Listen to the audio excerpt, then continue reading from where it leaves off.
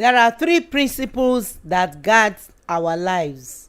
One, knowledge. If you don't know better, you cannot live better.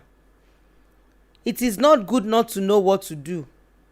In every situation, in every circumstances, if you don't know what to do, you don't know how to do it, you don't know where to go, you don't know what to say, in any situation, it becomes a problem.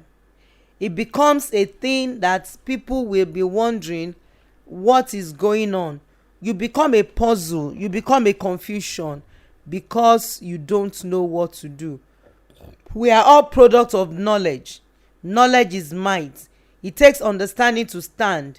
Whatever you find yourself doing, you must know everything about that thing. Don't know it halfway.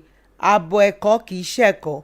Wisdom tells you knowledge is important. Knowledge is might.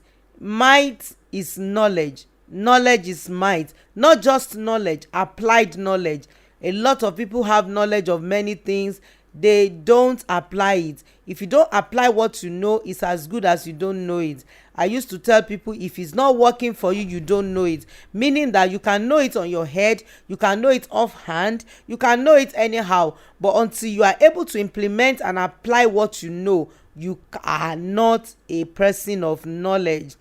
Tó o bá ti mọ̀ pé o mọ nǹkan tó yẹ kó o mọ̀, o mọ̀ ni. Kò dáa kéèyàn má mọ nǹkan. Kò dáa kéèyàn má lè sọ pé báyìí ló ṣe jẹ́. Ìgbésí ayé ẹ̀dá ò lè dá, ìhùwàsí ẹ̀dá ò lè dá tí ò bá mọ nǹkan tó yẹ kó ṣe, tí ò bá mọ bó ṣe yẹ kó hùwà, bó ṣe yẹ kó sọ̀rọ̀, bó ṣe yẹ kó bọ́ lọ́wọ́ ìjì tó ń jà. Ègún ni kéèyàn má mọ nǹkan tó ń ṣe. My name is funkeadetuberu. This is Shematters on Fresh FM. On behalf of an excellent leader. You know, sometimes when I sit down to think about Dr. Yinka Efele, I celebrate his leadership capacity because of the way he carries everybody along. He believes that everybody has to contribute their quota. Everybody has what it takes to make the work grow. And he appreciates the uniqueness and the dynamism of everyone around him. And is just resting as a leader. If you are a leader in any field, please take cue from this man. Brother mi, well done, more grace. We can only grow from glory to glory because ẹ gbàgbọ́ pé igi kan ò kí ń dágbó ṣe. On his behalf, I welcome you all to Shematters today. It's going to be powerful, it's going to be explosive, it's going to be insightful. Please don't listen alone. Please share it with someone, spread the news, tell one mother, tell one father, tell one young adult, tell one teenager to listen to Shematters. One way or the other, a word will come that will change that person's world. Ọ̀rọ̀ kan á wá tàtún ayé ẹni ẹ̀ ṣe pátápátá. Mo dẹ̀ dúpẹ́ lọ́wọ́ gbogbo ẹ̀yin tẹ́ máa ń pè mí pé this program has changed me. This program has done something to me. This program has caused me to become a voice in an area of my life that have been quiet, have been silenced. A voice somewhere, somehow. I want to appreciate you for listening. Thank you for responding to the voice of truth that comes on this platform to your life. You know what you are going to do for me today? You are going to listen attentively. You are going to listen with all of your heart. You are going to listen without any disturbance or distraction, because today's episode is a bomb, is a blast. You are going to be shocked. You are going to be amazed. You are going to be aghast about the things you'll be hearing me share with you today. People's story, true people, true experience. We cannot afford to keep quiet and be watching. Ká máa wò pé wo kò kàn mí, Yorùbá ní tán bá ní kàn gbé. Téèyàn ò bá gbé, wọ́n á gbé sẹ́ǹkùlé gbogbo wa ni. It's very crucial for us to know that you can never, you cannot sit down and look at your life as if you are the only one living. If we say ṣebí èmi ni bámúbámú la yó mọ̀ pé bí ń pọ̀ ọmọ ẹnì kọ̀ọ̀kan, I don't have problems. Ta ló mọ ẹni táwọn ọmọ wa máa fẹ́? Ta ló mọ ẹni tí ọmọkùnrin wa máa fẹ́? ta ló mẹ́ni tí ọmọbìnrin wa máa fẹ́, ta ló mẹ́ni tí ọmọ ìyá wa máa fẹ́, ta ló mọ ní tẹ́gbọ́n wa máa fẹ́. Ó dáa kí gbogbo wa jọ fọ ìlú mọ́ ni. It's important for us to clean the society, to do something about our system, the life we are living in now, and everything stems from home. Tí n bá ń pariwo home, ṣẹ́ẹ̀rì tí gbogbo Fresh FM tá bá sọ̀rọ̀ marriage, relationship, Ọlálọ́mí, mọ̀mí Gio, everybody bá ń pariwo relationship, àmọ́ nǹkan tá à ń sọ kò sẹ́nikẹ́ni tó já látọ̀run. Ilé ni gbogbo wa ti jáde. Ẹ̀yin náà ẹ wò ó sìn, ọmọ 16 years ó pa àgbàlagbà 30 something years toró fẹ́ fún ló ní woman ẹni ebi ń pa òun fún lóúnjẹ, ó dẹ̀ ṣá ó dẹ̀ pa, ó wá sọ pé inú ń dùn pé òun ti pa ọmọ 16. Ẹ̀yin náà ẹ wò náà, nígbà tó ọmọ 16 lòun ti gé ẹni yẹn ní àwọn èèyàn nítorí pé woman yẹn fún lóúnjẹ. Nígbà tó ń bí pé kí ló dé tó fi pa àgbàlagbà 36 years, ó ní òun fẹ́ fi gbókùn, òun fẹ́ fi gba ipò nínú ẹgbẹ́ òkùnkùn. ṣé ẹ̀yin náà rí i pé kì í ṣe nǹkan tá a lè dákẹ́ ká máa wò? Whatever vices, nǹkan tí ò bá ti da láwùjọ tó ń ṣẹlẹ̀ láwùjọ tí ò jẹ́ kínú èèyàn dùn, tẹ́ ẹ bá dákẹ́ tá a sọ pé kò da, ohun tí ò da, tá a sọ pé ká tètè máa spread ẹ̀ káàkiri káwọn èèyàn mọ̀ pé ẹnìkan wà tó ń sọ òótọ́ o, tí ò fẹ́ kẹ́ ẹ ṣe ẹsẹ̀ gbé o, tí ò fẹ́ jẹ́ kẹ́ ẹ ṣe nǹkan ṣe o. Tẹ́ ẹ bá tètè ń sọ fún gbogbo àwọn èèyàn, ẹ rí i pé the vices á máa reduce, virtues á máa increase. A lè dákẹ́ o. Ṣé mọ̀ pé neighbor ẹni yẹn lọ́mọ tán àgbàlagbà 36 years tán pa ń sìn, she's a neighbor. Ṣé ẹ̀ṣẹ̀ wà pé ọmọ kékeré ọmọ 16 years ládùúgbò wa kébi máa pa kéèyàn fún lóúnjẹ, ó dẹ̀ bo ẹni yẹn mọ́lẹ̀, ó dẹ̀ gungun tó fi kú, ó wá ń béèrè lọ́wọ́, ó wá ń sọ wípé ìgbà tọ́lọ́pàá ní kí ló dé tó fi, ó wà lórí social media, yín náà ẹ lọ wò ó. Is it a sin to say okay ebi ń pa ọmọ 16 years kí n fún lóúnjẹ, an elderly person at 36, and he stabbed the person to death? ó wá sọ pé inú ń dùn, wọ́n ní kí ló pa fún, ní òun fẹ́ fi gbókùn nínú ẹgbẹ́ òkùnkùn 16. 18 ló máa tiẹ̀ ní responsibility láti take under the law. 16. When I'm talking like this, I'm talking with so much pain, so much anger. Ilé lọmọ 16 ti jáde now, àbí ṣé wọ́n ó jábọ́ látọ̀run ni? It's so sad. Parents, what you are going to hear today will shock you, but I don't want you to be shocked. I want you to listen and do something. Gbogbo nǹkan tí n bá ń sọ, mo máa ń sọ fáwọn èèyàn pé tí n bá fẹnu mi gé ẹran ẹ má jẹ o, ṣùgbọ́n tí n bá fi sọ̀rọ̀ ẹ gbọ́. Ẹ̀yin ò lè má ṣe nǹkan tí ó máa da ìran ẹ̀rú. Ẹ gbọ́, ẹ wò, kò tí ì late láti change, kò tí ì late. Kò sígbà téèyàn daṣọ tí òrílẹ̀ fi wọ́, kò sígbà téèyàn pinnu pé màá yí padà tí ò lè ṣeé ṣe. Kò sí. Please, I'm appealing to you from the depth of my heart. Tẹ́ bá ti ń gbọ́ nǹkan yìí, ẹ máa change, ẹ máa yí padà, ẹ máa sọjí, ẹ máa sọnù. Ẹni tí ò bá sọnù á sọnù. Ẹ kàn gbọ́n, ẹni tí ò gbọ́n á máa gbọ́n kiri. Ṣé ẹ mọ̀ pé gbogbo ìṣòro ayé yìí, ìṣòro àìlọ́gbọ́n ni o? Wisdom problem lẹ rí o. Gbogbo ẹ̀yin tẹ́ lọ sórí òkè, Olúwa àdúrà, tẹ́ bá lọ́gbọ́n ẹ̀ ní gbọ́n kiri. It's not satanic problem we have, it's wisdom problem. Do you know that there are some things that wisdom have taught you? If you just respond and obey, you will not be in trouble. Wisdom. Bóyá o fẹ́ lọ síbi kan, ọkàn ẹni má lọ ò lọ, wọn ò ní gbé ẹ pa, wọn ò ní ṣe nǹkan kan fún ẹ. Bóyá tóbìnrin ẹ̀mí obìnrin bá ti sọ fún pé má fún bọ́ọ̀ ìlú oúnjẹ, ó dà pé ó ti mú nǹkan, because tí ò bá mú nǹkan, tí ọmọ 16 years ò bá wà under the influence of drugs, kò lè ṣá màmá 36 kó ge kó dẹ̀ dúró tí kínú ẹ̀ máa dùn. Ẹ gbọ́rú ẹ̀rí láyé nílùú tíjọ́ ìgbàwó láyé yìí náà wá bẹ̀rẹ̀, àbí kò rí báyìí 20-30 years ago, kò rí báyìí. Ẹ̀yin òbí, mo kọ́kọ́ fẹ́ bẹ̀ ẹ̀yin ọ̀dọ́, tẹ́ bá ti mọ̀ pé ẹ̀ tí ì ṣetán láti fẹ́yàwó, láti lọ́kọ, ẹ filẹ̀. Ẹ má jẹ́ kí anybody coerce yín, come force into marriage. Ẹ jọ̀ọ́, torí ọmọ tí ẹni tí ò bá ṣetán tó bá máa bí ọmọ wàhálà ni. Ẹ jọ̀ọ́, ẹ pa tọmọ, ẹ jọ̀ọ́, ẹ para yín mọ́. Ẹ má tún máa bí àwọn ọmọ tó yẹ pé wọ́n á wá di nuisance sí society. Ẹ má bí wọn. Ẹ jẹ́ kó jókòó síbi tó ń wà. Ẹ̀yin tẹ́ dẹ̀ ti bí àwọn ọmọ tó ń fún yín ní wàhálà. Ẹ má bò wọ́n. Ẹ má sọ pé ilé ẹni la ti ń jẹ̀kú tí onídodo. Yorùbá náà sọ pé tí ara àléèyàn bá ń jẹ kòkòrò tí ò da téèyàn ò bá sọ síta kùnhùnhùn ẹ ò ní jẹ́ kéèyàn sùn lóru. We need to balance. Let's balance knowledge. Let's balance information.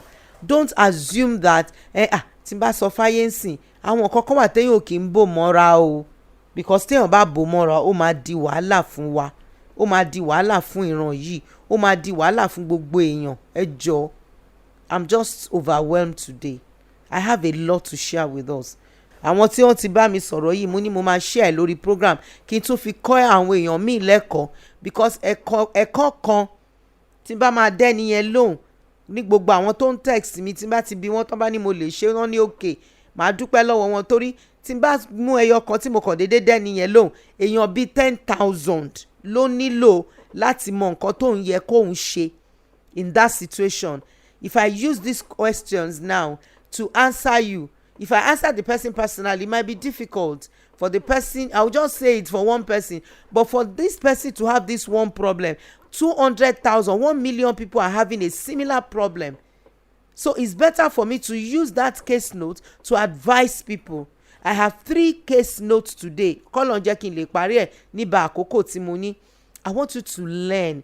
I want you to understand. So when I'm breaking it down, when I'm talking about it one after the other, please appreciate it. Take your pen, take your paper. Ẹ tún record ẹ kẹ́ tún gbọ́. Ẹ̀yin tẹ́ bá rò pé ẹ lè gbọ́ tán, ẹ follow mi lórí Instagram, ẹ follow mi lórí YouTube, ẹ tún gbọ́ ńbẹ̀. funkeadetuberu ní handle mi. Just to take much you can take in. You take all you can. You can all you take. You sit on the can to open the can when you can. Wow, I have a good news for you. Kinto continue. The Men College of Ministry, we are resuming on the 2nd of July. Wow, I feel like clapping. Àwọn ọkùnrin, ẹ̀yin ọkùnrin. The last one we did, the men gave me an award. Please make a decision to attend. Send me a text. I'm not telling you the venue. I'm not showing you the place until you register properly. When you are ready, after the program, send me a text on 080-232-42389. Send me a text to 080-232-42389. Ibẹ̀ yẹn láti máa ṣe gbogbo registration wa. The Women College of Ministry, people are still begging me that they want to join the Women College of Ministry. We are almost graduating, only for 6 weeks, solid. But you can never be the same again. It's not possible. Some of the things I'm discussing, I've been sharing with you, they are the things that if you know better, you will live better. Ṣé mo kọ́ nígbà tí mo bẹ̀rẹ̀, mo ní ìmọ̀ téèyàn bá apply ó ní ìmọ̀. Wisdom applied is wisdom. You cannot afford to become an ignoramus in the journey of life. Life is too complex. Kì í ṣe ayé tá à ń wò ìlàyé.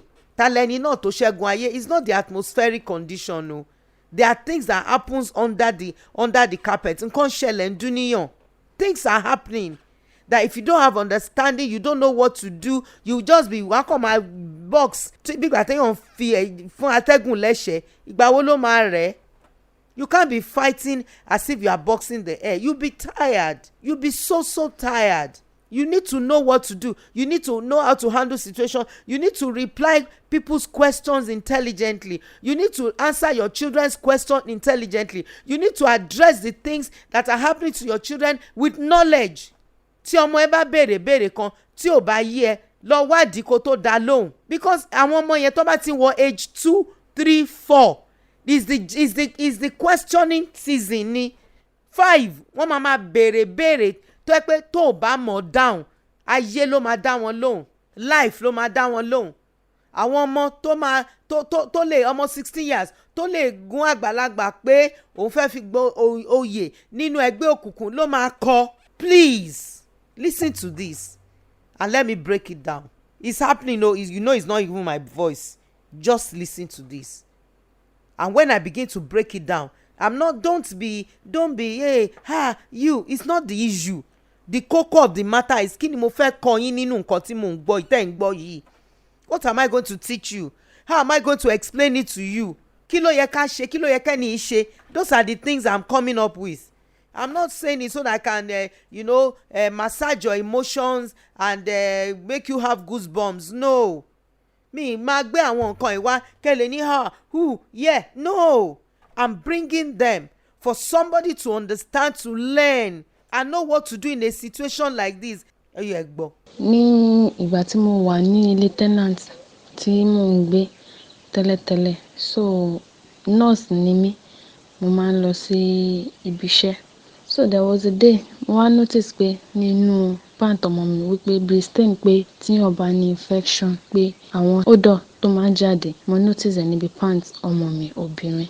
So mo ṣe wá rí bẹ́ẹ̀ yẹn pé irú kí ni eléyìí. So mo wá need láti pé mo ṣáà bá sọ̀rọ̀, mo come to her level. So a ṣáà jọ sọ̀rọ̀.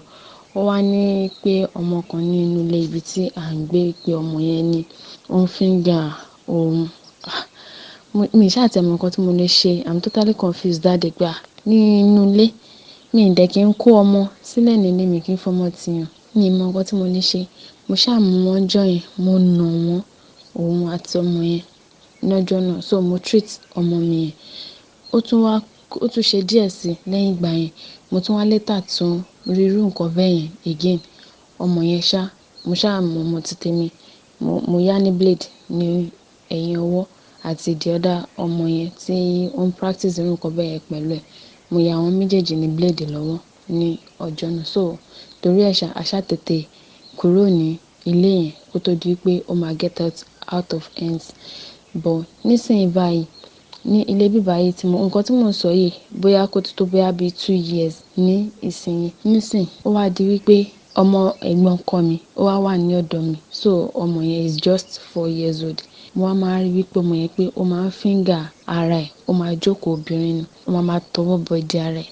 Kí ni eléyìí? Mo ti máa ń nà tẹ́lẹ̀ but ó di ọjọ́ kan torí ẹ̀dẹ̀ ni mo ṣe drop iṣẹ́ mi lọ síbi iṣẹ́ mọ́ so that màá lè take care wọn, màá lè mójútó wọn. Mo wá bí pé kí ni reason tó ṣe máa ń ti ọwọ́ bọ ìdí. At first kò fẹ́ jẹ́wọ́, but ìgbà tí mo ṣáà bẹ̀rẹ̀ sí ní halẹ̀ mọ́ ó ṣáà padà jẹ́wọ́ wípé ọmọ mi ìyẹn obìnrin tí mo sọ pé irú ẹ̀ tó ti ṣẹlẹ̀ sí yẹn, ó ní pé òun ló máa ń finger òun. Òun ló máa ń finger. Báwo ló ṣe ń ṣẹlẹ̀? Ó ṣáà ní pé bóyá táwọn bá wà nínú room àwọn pé nǹkan bẹ́ẹ̀ yẹn máa ń ṣẹlẹ̀. Meanwhile mo tún ní ọmọkùnrin náà, that one is 5 years old. Okay. Pé irú kí ni gbogbo eléyìí? So ibẹ̀ mo ṣe wá fún wọn tí mo ṣáà discipline wọn ní ibẹ̀ náà tí wọ́n á jẹ́wọ́ wípé ọkùnrin náà pé òun náà máa ń tọwọ́ bọ òun nídìí. Mo ṣáà ní pé kan tí ọkọ stood down náà, ẹni tó máa ní dà nínú wọn, mo fún wọn ní punishment yẹn. So ó ní èyí ọmọbìnrin yẹn ìgbà tí ó di pé punishment yẹn wọ̀ ní ara ló ṣe wọ́n converse fún mi pé that time tá a wà ní former house ibi tí a ti kó kúrò yẹn pé ọmọ tí òun sọ pé ó finger òun pé ó máa sọ pé kóun sùn nílẹ̀, kóun bọ́ python pé ó máa sùn lé òun ló rí. Meanwhile ọmọ tí mo sọ̀rọ̀ ẹ̀ yìí is just 8 years old going to 9 nísìnyí. So ní pé ó máa ń sùn lé òun ló rí. Mi tẹ̀ mọ nǹkan tí mo lè ṣe mọ́ ní alẹ́ ọjọ́ yẹn. So gbogbo nǹkan yẹn ó tẹ̀ tí wá dàrú mọ́ mi lójú pé báwo mo fẹ́ ṣe. Àwọn ọmọ yìí wọ́n ṣì kéré, ọmọ 9 years old, 5 and 4 tí wọ́n dán irú nǹkan bẹ́ẹ̀ yẹn wò. Ó dẹ̀ wá jẹ́ nǹkan tó máa ń pa mí lẹ́kún all the time because èyí ọkùnrin yẹn ọmọ mi ọkùnrin mo wá béèrè lọ́wọ́ ẹ̀ pé níbo ló ti ń rí irú ẹ̀.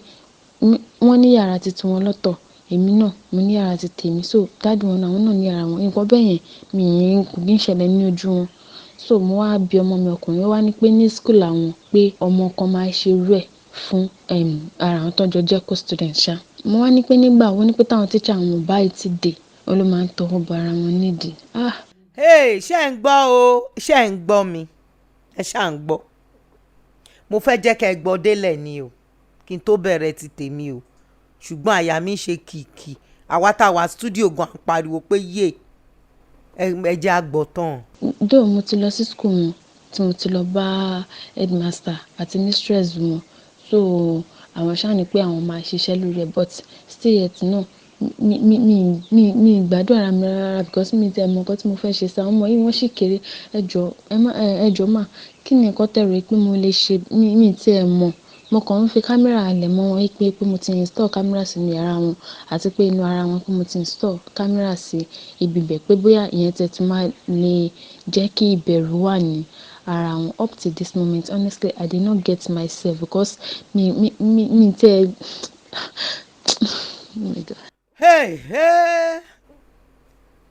Ṣe rí ọ́díò tẹ́ gbọ́ yìí 25 ni mo ní lọ́sẹ̀ yìí tí mo lè play fún yín ká ní mo ní time 25.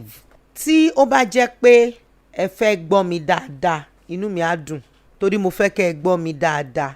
ṣé rí tó bá ti kan ọ̀rọ̀ sex ìbálòpọ̀ ẹ̀yin òbí ẹ jọ̀ọ́ please follow me on Instagram. I've done some teachings on sex wise parenting. I've actually moved everything to my YouTube.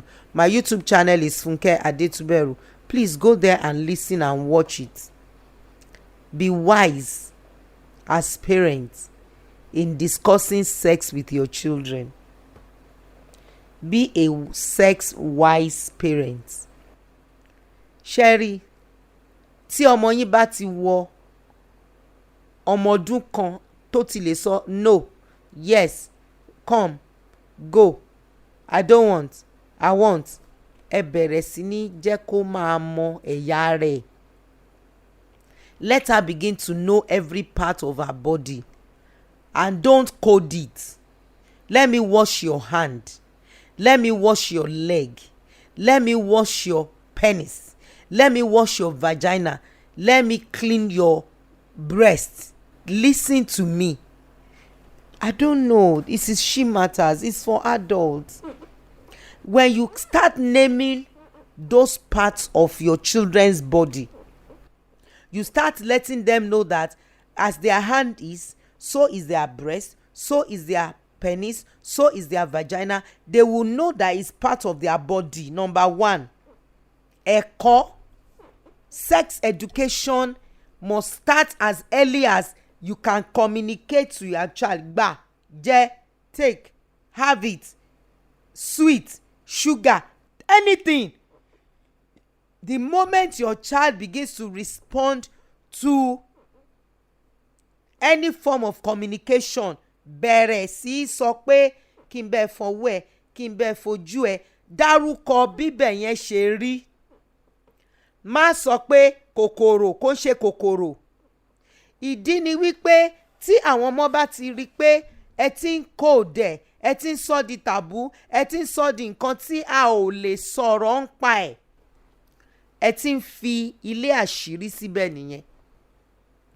You are making that part of their body that they must know and recognize as my nail, my head, my shoulders, my mouth, my eyes, my nose. Let me wash your mouth. Why did you say let me wash your mouth and you cannot say let me wash your penis? The moment you are hiding their biological parts or some parts of their biological parts of their body, you are hiding it. Mo hope pé nǹkan tí mo ń sọ yé yín torí nǹkan tí mo ń sọ mo lè wàásù ẹ̀ for 7 hours láì stop. Sex education for children. Tó bá ti di pé à ń gbé pamọ́, do you know wọ́n á ti rí bí nǹkan tí ò yẹ káwọn sọ síta. They would have seen it as we can't talk about it. Mom is not talking about it. Dad is not talking about it. Please talk about it. Be free in communicating sex to your children. Ṣẹ̀rí pé máa mo ṣe máa dẹ́ni lónìí kan èèyàn kan pẹ̀lú over 20 people ni mo ṣe ní ẹjẹ́ ń kúkú play ẹ̀ kí n wá kúkú teach ẹ̀ to thousands and millions of people that will listen to it. The moment you start by saying let me wash your face, let me wash your vagina, you are using the proper terms, medical terms. Use the proper terms. Because a child will hear the language. Listen to me. If you don't tell them, not that others will tell them or teach them, they will practicalize it for them. Mo kọ́kọ́ lay foundation ni mi rò pé mo máa parí topic yìí lọ́sẹ̀ yìí bí mo ṣe ń wo àkókò mi yìí. Now, má lo private part, bum, poo, wee, no. Let me clean your wee, no, please, no. Sherry wa ọmọ tó ń sọ̀rọ̀ ẹ̀ sìn, sorry to say, they are damaged sexually. Damaged. Ṣé ọmọbìnrin inú wọn ti masturbate? And no child gets into any form of sexual struggle or perversion because of anything, somebody introduced it, somebody opened that door, somebody unveiled that veil. Wọn dédé ọmọ yìí inú mi dùn gbà tí ẹ wá ná ẹ tẹ̀já kọ́kọ́ tún sọ lé ṣé blade ló kàn ṣé gbà ló kàn ẹ̀yin òbí ẹ̀ mọ nǹkan tí tẹ̀ ń ṣe instead of sitting that child down and explain the way the chemistry, the biology of body structure to the child, and let her understand that this is not the time, this is the time. What you are doing, the person that did it to you is wrong. You are now blaming a child and beating a child that was molested and abused. It's not fair. You are now hurting a child that was innocently, because of your hustle, because of your struggle, because of your vulnerability, to expose that child to something. She blady. As soon as you do that, that child has more pain. She will start medicating her pain with more sex, more masturbation, more pornography. You don't do that. You don't. It's not fair. But I can't blame you. You can't give what you don't have. Àwọn èèyàn náà tó bá máa fún láṣọ máa wò kan máa wò ètò ń wọ̀ èmi ò ń wò ìtọ́ yẹn wọ̀ o máa wo ibi tó ń kaṣọ sí bóyá o yá aṣọ yẹn lọ pátì ni. You can't give what you don't have. There was no way she could have done a better thing. So I'm not judging her. I'm not blaming her. That's why I'm bringing this to a public domain for people to understand and listen and understand that when it comes to sex, it's not something you don't associate that kind of wicked exposure to sex from other children. Ṣé àwọn pé mò ń sọ lẹ́ẹ̀kan mo ní tá bá ní kàn gbé tó bá gbé wọ́n á gbé sẹ́ǹkùlé ẹ̀. You know I said it because if you are not teaching your child proper sexuality, you are not teaching them what they would do, what they would say, how they will handle their body, their private parts and everything. If you are not teaching them, somebody else will teach them. All the other children that their parents are used to having sex in their presence, ẹ wo innocent family yìí o, ẹ wo arábìnrin ẹ̀mí ẹ̀ ti ń gbọ̀n. Àkọ́kọ́ bàbá ní yàrá ọkọ ní yàrá àwọn ọmọ ní yàrá wọn ò ṣe nǹkan tọkọ àtìyàwó ṣe lójú àwọn ọmọ yẹn ẹ wò bí táwọn ọmọ ti lọ mú. Nǹkan tí mò ń sọ lélẹ̀ pé tó o bá ní mi ò spread the news yìí mi ì sọ fáwọn èèyàn mi ì invest lórí pé kí n ṣe nǹkan dáadáa kí n kẹ́kọ̀ọ́ ẹ mọyì àwọn tó máa jìyà ẹ̀. Ṣé rí tí n bá ní kàn gbé tẹ́ ẹ̀ bá gbé wọ́n lè gbé sẹ́ǹkù lẹ́yìn. Ẹ mọ̀ pé ẹ wo àwọn èèyàn tó wà lẹ́wọ̀n lẹ́ni láì mọ́wọ́ láì mẹsẹ̀ láì jalè láì ṣe cult tọkọ̀ kó wọn mọ́ rógà ló bá tán. And that's why it is very delicate and dangerous for us as parents not to be alert and alive to what is going on around us. Ṣé rí ibi táwọn ọmọ yẹn ti wọ wàhálà báyìí school ṣé àmọ́ pé mo máa ń sọ kinní yìí ó máa dàbí pé tèmi ti le jù ọ̀rọ̀ mi ó máa ń ṣe lemọ́lemọ́ kì í ṣe lemọ́lemọ́ òótọ́ ni. Please don't make your children's school a rehabilitation center. Ẹ má ju ọmọ sí school kẹ́ má find out kí ló ń ṣẹlẹ̀. Tẹ́ bá ti mú wọn bọ̀ ní kẹ́ ẹ ti máa béèrè pé how was school today, who did what today. Even àwọn ọmọ ti tèmi no mama rojo this person did something, this one vomit in class, this one was sick. Mama sọ̀rọ̀ lọ ni. But they can only talk in an atmosphere that is friendly, in an atmosphere that is peaceful, in an atmosphere where children feel free to express themselves. Ṣé rí ẹ̀yin àti ìyá àti bàbá formative years mo ń sọ yìí o, age 0 to 10. Tẹ́ ẹ bá ti burú tọmọ yín sọ̀rọ̀ kan tẹ́ni ọ̀rọ̀ ẹ̀ ti pọ̀ jù olófòfó ni ẹjọ́ ẹ̀ pọ̀ jù ẹ ti ń ba ayé ọmọ yín jẹ́ lọ ẹ ba ayé ẹ̀ jẹ́ pátápátá. You are telling that child he or she cannot express herself very well. I am not saying your child should talk nonsense, but that formative year is extremely delicate. It's very, very dangerous for you not to monitor them, be careful about them, caution them about things they would hear and not tell you. When your child is free to tell you anything, everything, he will give you all the gist. But when you notice your child, I've seen some children now, and I'm looking at ibi tí wàhálà ti máa bá àwọn òbí yẹn tán tí mọ̀ tán bá ti wá ròbí wọn ní sọ̀rọ̀ mọ́ wọn á dákẹ́ torí pé wọn ò sí ilé tán ti lè sọ̀rọ̀. Ibo làṣírí tí ń bọ̀? Look at this story now, look at this case. When the parents will not allow you to express yourself, your mother ń bo wọn bí ẹ̀dá kò sọ. I told you it was when I started traveling out of this country we used to hear children say, Mom, Dad, you are hurting my feelings. They did not born us well. African family that will say you are hurting my feelings. They don't have feelings. Now that episode tó bá jí ọmọ tí ó ní home tí ìyá àti bàbá ẹ̀ open tó ń gbọ́ràn, I can't blame you o. Ẹlòmíì ìgbà tó ti ṣiṣẹ́ lọ tí ò sówó tó ń hustle ẹ̀ balance o. ṣé bó náà ló jókòó táwọn ọmọ ẹ̀ sìn, ó tún jókòó tí wọ́n ó tún tọ́ wọn blade, ó jókòó tí wọ́n ń parọ́ kámẹ́rà. Àwọn ọmọdé máa mọ̀ pé òun parọ́. Mo máa ń sọ kò yé yín. Sherry, when you are misbehaving with before your children, you are losing your dignity, you are losing your honor, you losing virtue. Because how much daddy is lying, mommy is lying, what else? You don't use lie against to train a child when they are in their formative years. I've seen a lot of flaws and faults in this thing. It was when they are now cutting them, beating them. Was that they now told you an episode that they're supposed to have told you sins, that you're supposed to have addressed sins. Ayé àwọn yóò ní bàjẹ́ lójú yín. Because Sherry, the moment a child's sexuality is out of picture, is not healthy, it will affect our education. Àwọn ọmọ yín drop school sí ẹ̀ mọ reason. It will affect our health. Eléyìí sì ló ti ní infection. Ọmọ ọdún mẹ́jọ ẹjọ́ ó ti ní vaginal infection. It will affect the future of her decision making. Any man and tó ti masturbate fúnra rẹ̀ ọmọbìnrin, why will he not be looking for real men when she's 9, 10, 11? The best way to free your life from this trouble that is already around is to inform your children.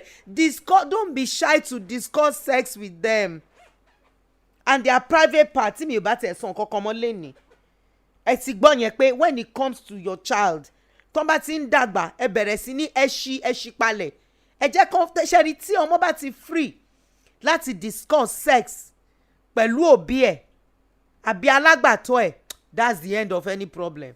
They won't be shy. Ẹ rí ọmọ mi tó bá ti wà as a teenager, tó ti wọ puberty year, tó ti wà adolescent age, a máa múra dáadáa, a fẹ́ wọ ṣòkòtò, a fẹ́ sag, ẹ wá máa bú ẹ máa nà. Ṣé kìí ṣe pé ẹ ti rí i pé ó ti ń dàgbà ni? More communication, more discussion, not a discussion that is above their brain. Come to their level. Tó bá béèrè nǹkan lọ́wọ́ yín tí ò bá yé mi, yé yín ẹ text mi pé ọmọ ẹ má pè mí o, ẹ kàn sọ pé ọmọ yín béèrè nǹkan báyìí, báwo ni kí n ṣe dá lóhùn? Simple. And tell your child, ma wá dá padà later. I'll come and tell you later. I'll come and explain to you later. Let them know that you are finding out. It's not bearing children, rearing them ni o. Kéèyàn bímọ kọ́ ni o, kéèyàn sin ọmọdé ilé ológo ni o, débi tí ilé ológo kọ́ mò ń sọ, ọ̀run kọ́ mò ń sọ, kéèyàn sin débi tẹ́rù ò ti níbà, tó yẹ pé tó bá dé àwùjọ ó máa yan fanda, ó máa become somebody that society can be proud of. That's what I'm saying in raising, rearing and bearing children. I'm not talking about raising nuisance in the society. It's not just having children. That's why, listen, the one you can have, that's the one you should have. Don't have more than what you can nurture, that you can rear. Don't have more. Tó bá jẹ́ méjì lágbára yín ká ẹ dúró lórí méjì, kọ́lọ́ndẹ̀ bá yín tọ́ wọn, nǹkan kan ò ní ṣe wọ́n.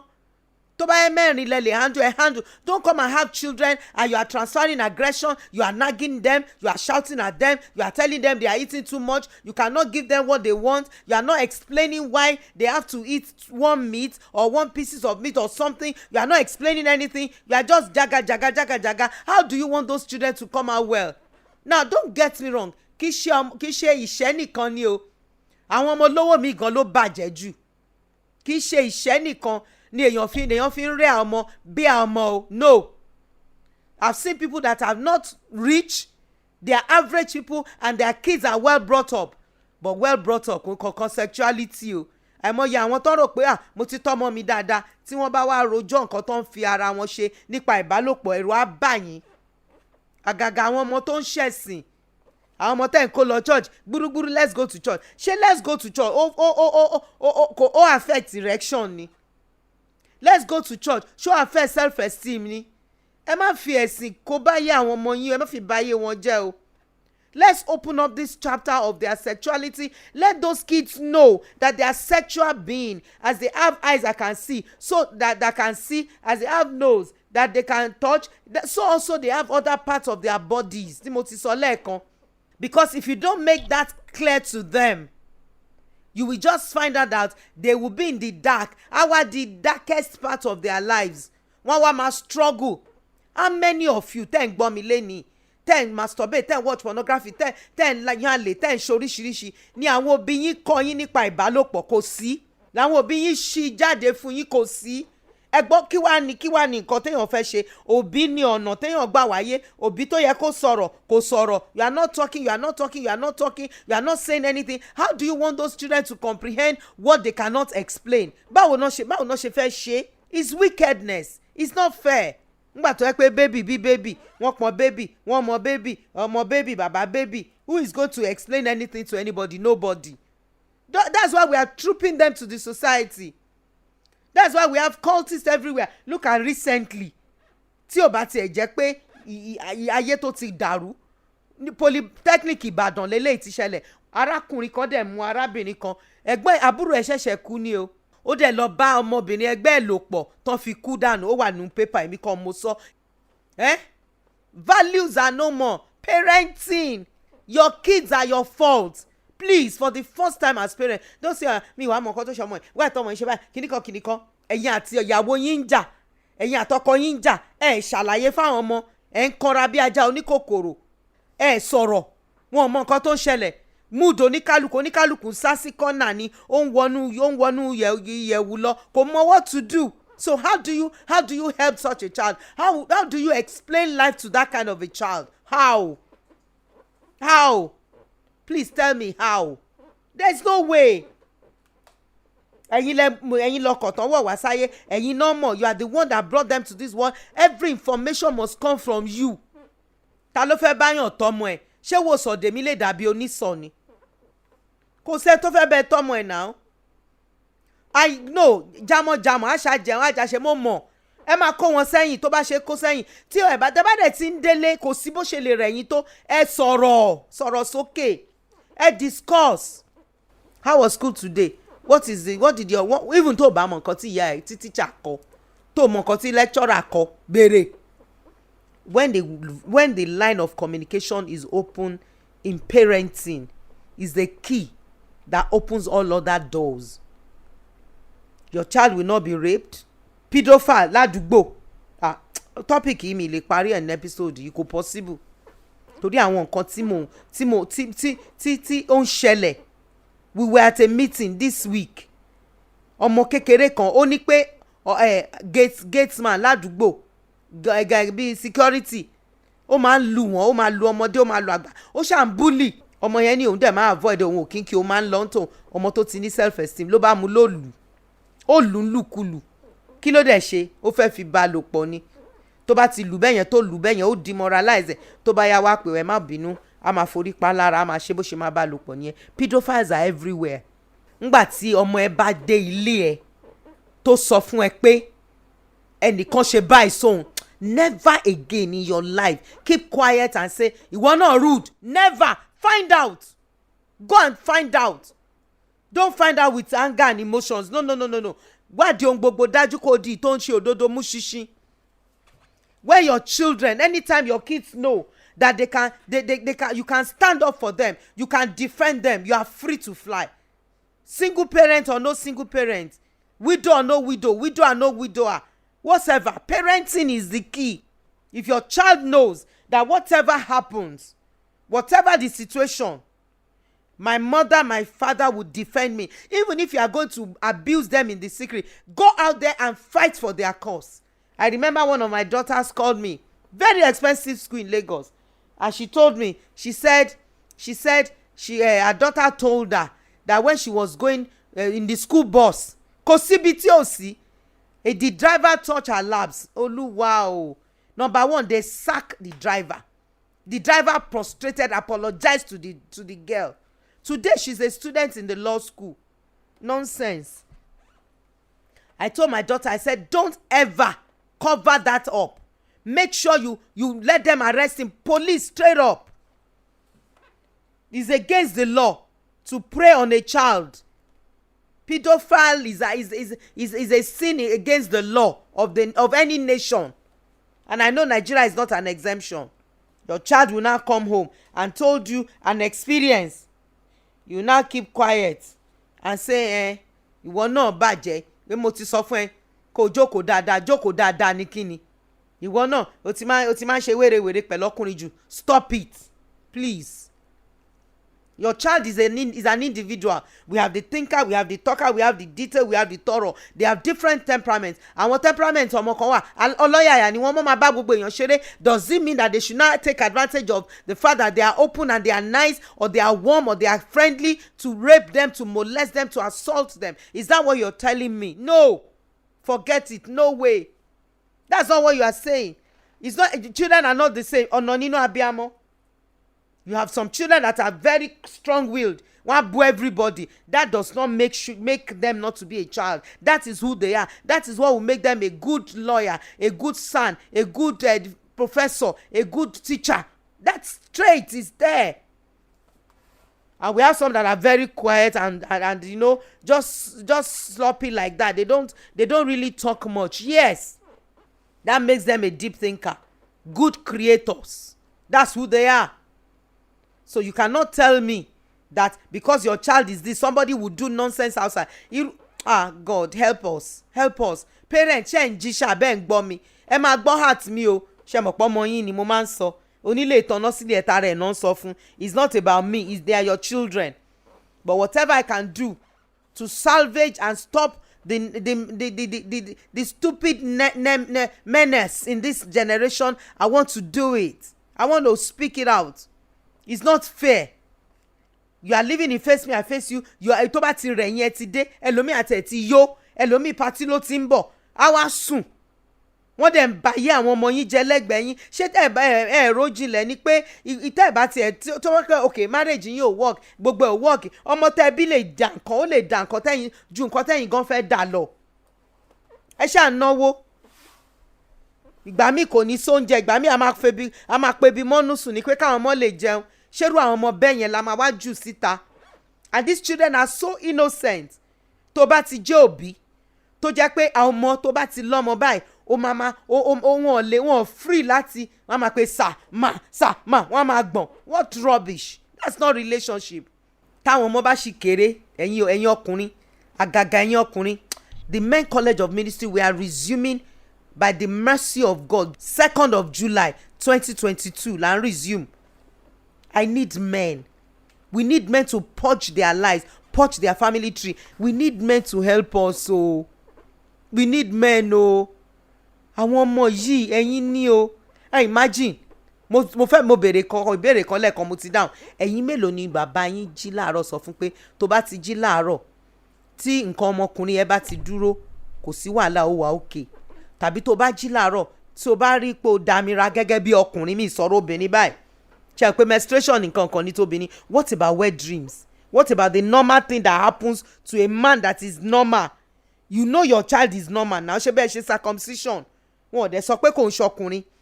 O ní monitor ẹ̀ tó máa explain fún pé it is normal for a son, a male child, to wake up in the morning and have wet dreams. It's not abnormal. Tí kọ̀pù bá kún ó máa ń ṣẹ́ dànù ni. Don't fondle with yourself. Make sure you are not watching anything that will trigger it. But if it comes naturally, fine. You are a real man. Tó bá discuss ẹ̀ tó bá tiẹ̀ ní struggle pẹ̀lú pornography, àbáwọn kan kọ ní school, àbáwọn kan molest in school, àbáwọn kan sọ̀rọ̀ sex ní school, tàbí wọ́n ṣe anything, the child will come back and tell you and have a dialogue. Daddy, come for the Men College of Ministry, please. If you don't want to save if your father did not save you, your father did not teach you life that you are regretting now, do you want to press the button to your children? Forget age. It's not too late to change. The last set, I had daddies of 60, 70 in the School of Ministry, Men College of Ministry. I had daddies, grandpas. Because we are generational. ọlọ́run ní òun ni ọlọ́run owú tó ń bẹ̀ṣẹ̀ bàbá wo lára ọmọ láti ìran ìran. A man is a generation. Bíbélì ò sọ wípé bàbá ń jẹ èso eyín ń kan ọmọ ẹ̀. Alukuran ò sọ pé nǹkan téèyàn bá gbìn lèèyàn máa ká.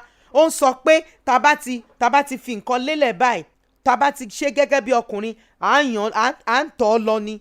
Dé ogún ìran. We cannot afford to mess up with the future of our children, mess up with our destiny, mess up with purpose.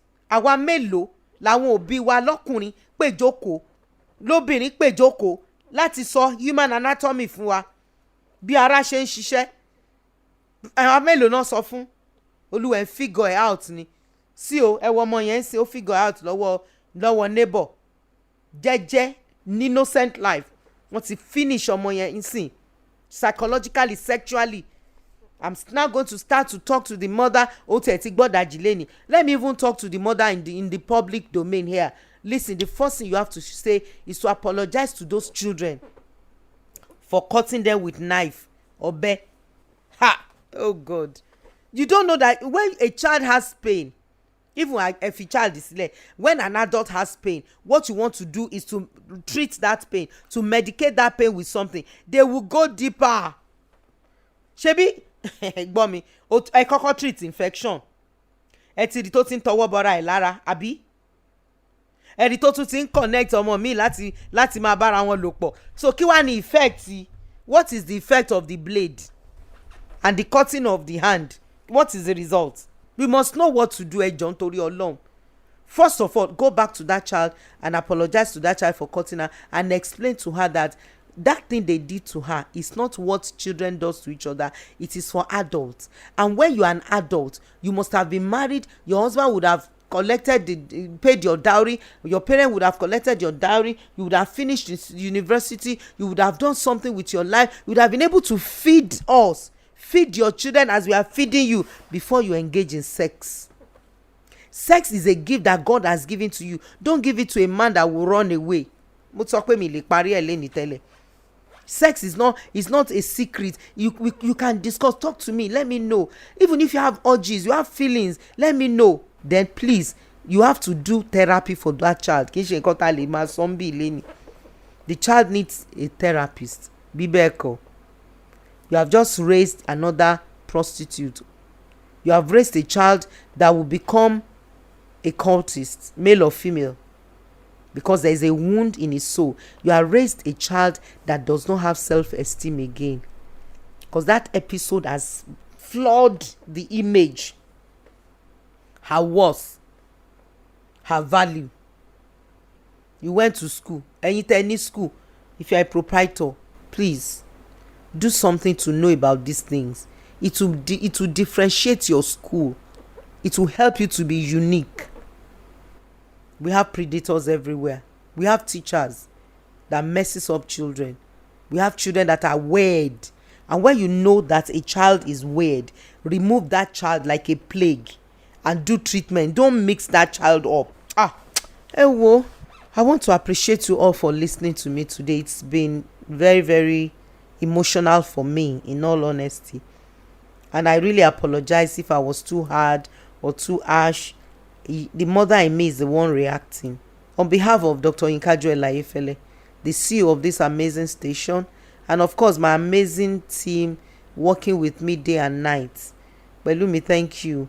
Also, I want to use this opportunity to let you know that the Men College of Ministry, we are resuming on the 2nd of July 2022, only for 6 weeks, Saturdays only, 12 to 4, and distance is not a barrier. You can attend through Zoom, you can come to class through Zoom, and you can come physically if you want to come physically. But one thing is sure, your life, sexually, maritally, futuristically. Do you know one man called me in Canada? He said, "Ma, I want my 2 boys, one 18 or 19, to join the Men College of Ministry. I want them to know values of life." He also has attended. He's now sending his 2 boys to attend, and they are going to attend through Zoom. They don't have to be in Nigeria. Please do everything to be part of this set. I don't know how far we're going to go with the School of Ministry, but now that it's coming back to back, let's enjoy it. Men, please send me a text on 080-232-42389. That's the number to text, to WhatsApp, or to voice note for you to attend the Men College of Ministry, or you have a question that is bothering you, or there are things that is happening around you that you can't explain. Please send me a text. Don't call the number. That same number, 080-232-42389. Don't forget to follow me on Instagram. My handle is funkeadetuberu. Please go to my YouTube channel, like and subscribe to my YouTube channel. We have a lot of messages there that will help you. I appreciate you for listening to me. Dr. Inkajo Elaifele, God bless you for allowing yourself to be used of God in your generation.